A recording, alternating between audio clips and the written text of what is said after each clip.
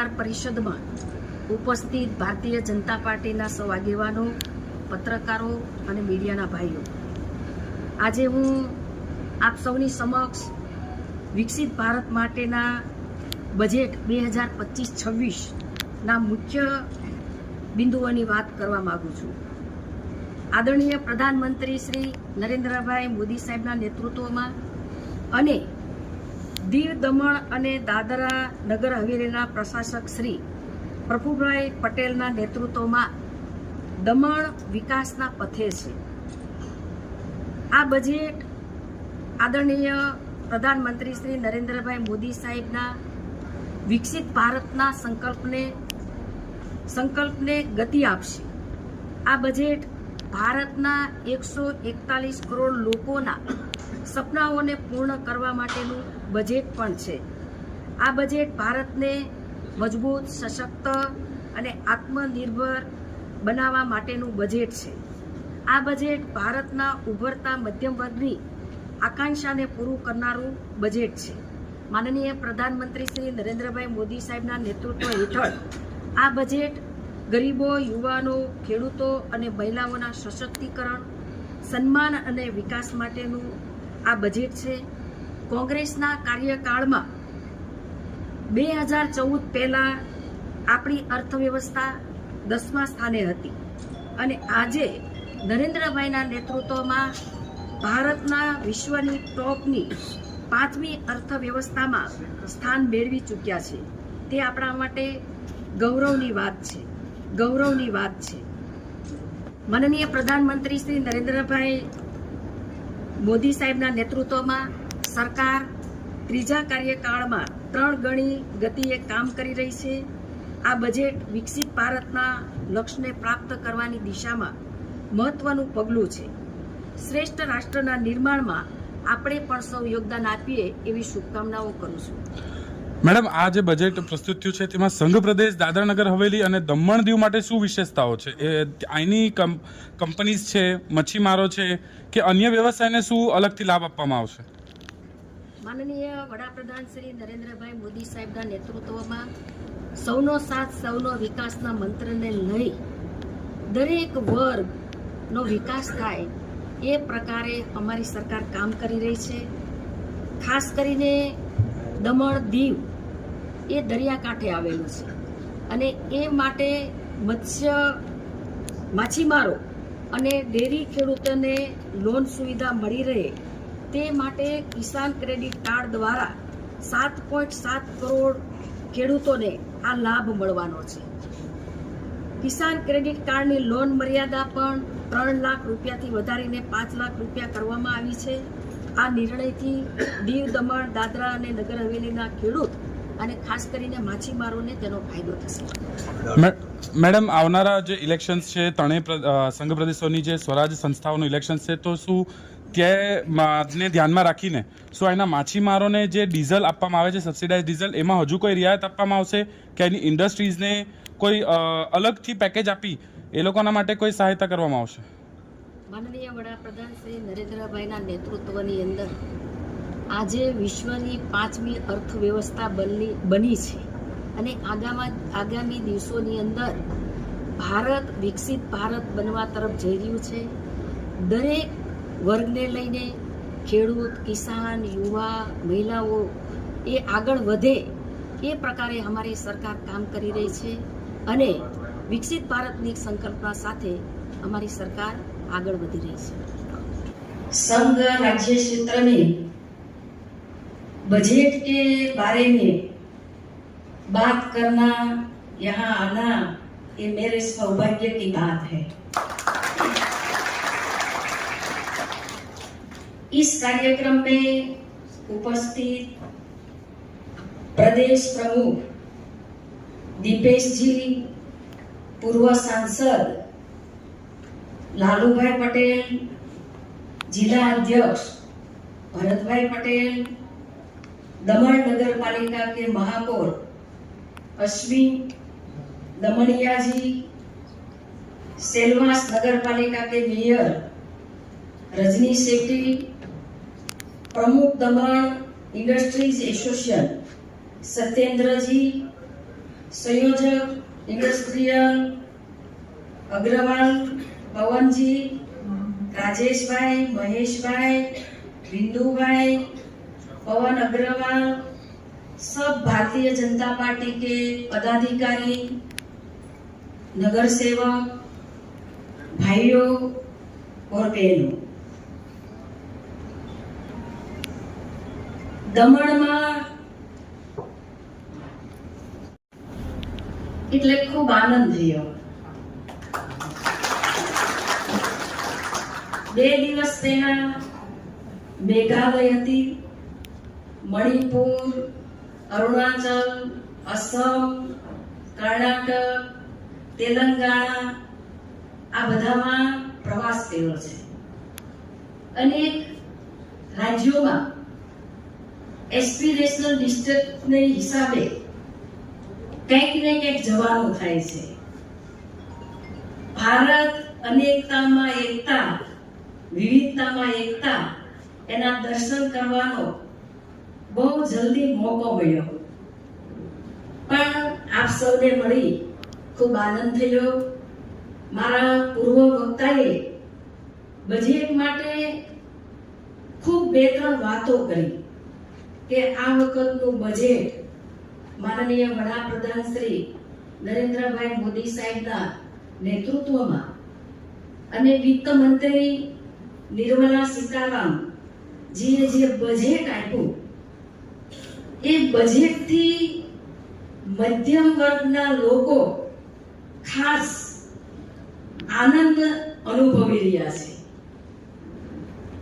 દરેક ક્ષેત્રે સમતોલન બજેટ આપવાનું કામ માનનીય વડાપ્રધાન શ્રી નરેન્દ્રભાઈ મોદી સાહેબે કર્યું છે. आज मैं सबके समक्ष वित्त मंत्री श्री निर्मला सीतारामन जी द्वारा प्रस्तुत भारत के बजट 2025-26 के प्रमुख बिंदु रखना चाहूंगी. आदरणीय प्रधानमंत्री श्री नरेंद्र भाई मोदी साहब के मार्गदर्शन में और प्रशासक श्री प्रफुल्ल भाई पटेल जी के नेतृत्व में दमन विकास के पथ पर है. दमन औद्योगिक नगर और टूरिज्म हब है. मुझे ये इतिहास सुनकर बहुत अच्छा लगा कि दमन का विकास अभूतपूर्व विकास हुआ है. दमन विकसित भारत की तरफ आगे बढ़ रहा है और ये आगे बढ़ने का हिस्सेदार हम सबका प्रयास मंत्र के साथ आगे बढ़ रही है. आज हमारा देश बदल रहा है. हम विकसित भारत के निर्माण की दिशा में आगे बढ़ रहे हैं. मोदी जी के नेतृत्व में विकसित भारत का संकल्प आज जन जन का सपना बन चुका है. ये बजट आदरणीय प्रधानमंत्री नरेंद्र मोदी जी के विकसित भारत के संकल्प को गति देने वाला बजट है. ये बजट भारत के 141 करोड़ जनता के सपनों को पूरा करने का भी बजट है. ये भारत को सशक्त, स्वाभिमानी और आत्मनिर्भर बनाने का बजट है. ये बजट भारत के उभरते मध्यम वर्ग के विकास को शक्ति प्रदान करता है.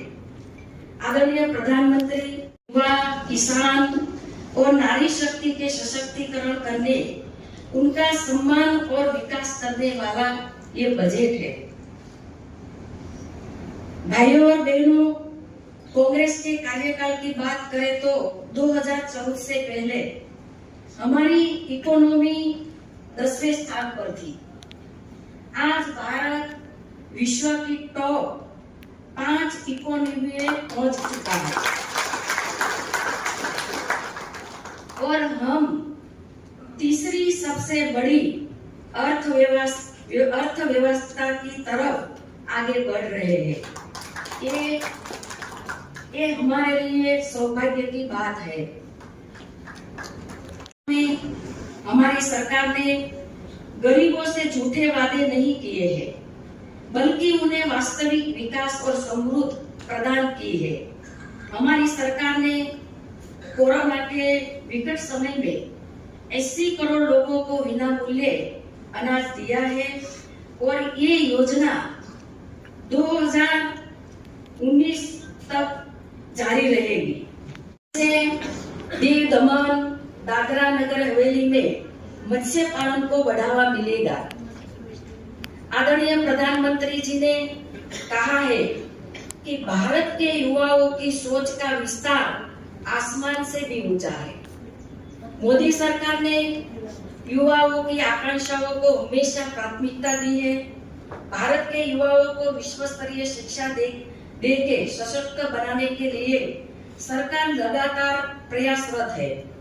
बजट में घोषणा की गई है कि आगामी 5 वर्ष में मेडिकल शिक्षा में 75,000 नई सीटें जोड़ी जाएंगी, जिनमें से 10,000 इस साल जोड़ी जाएंगी।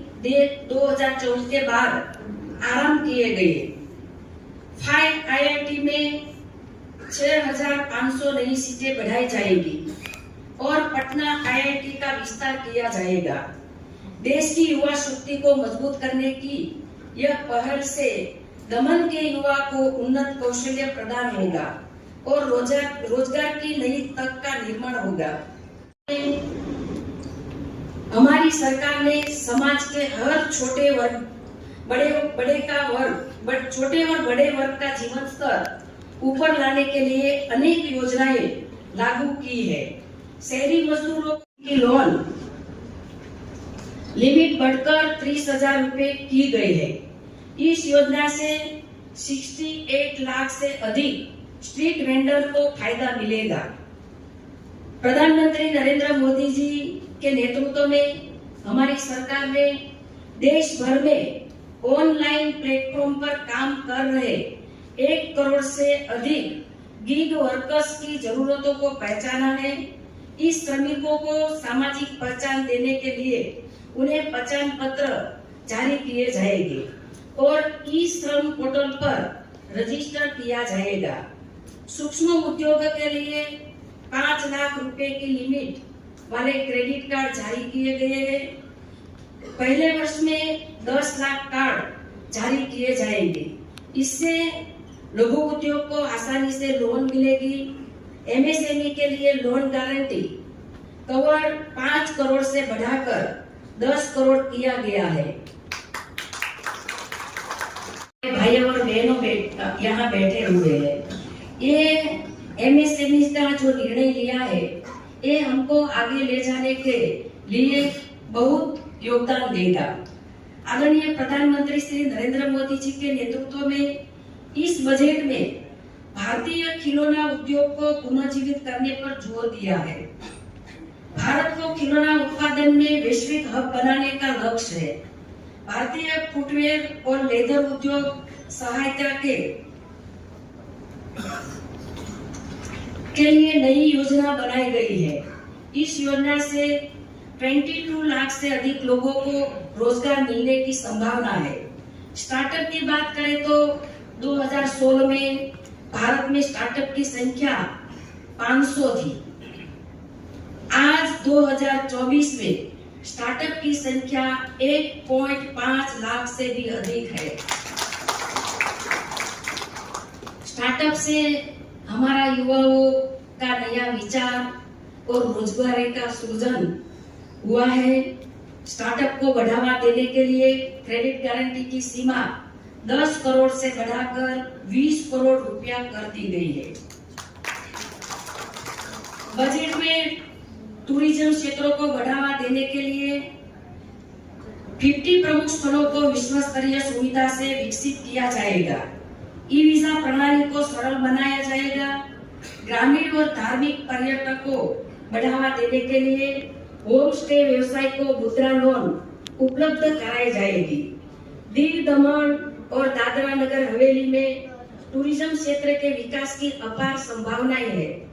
इस पहल से यहाँ टूरिज्म का विकास और तेजी से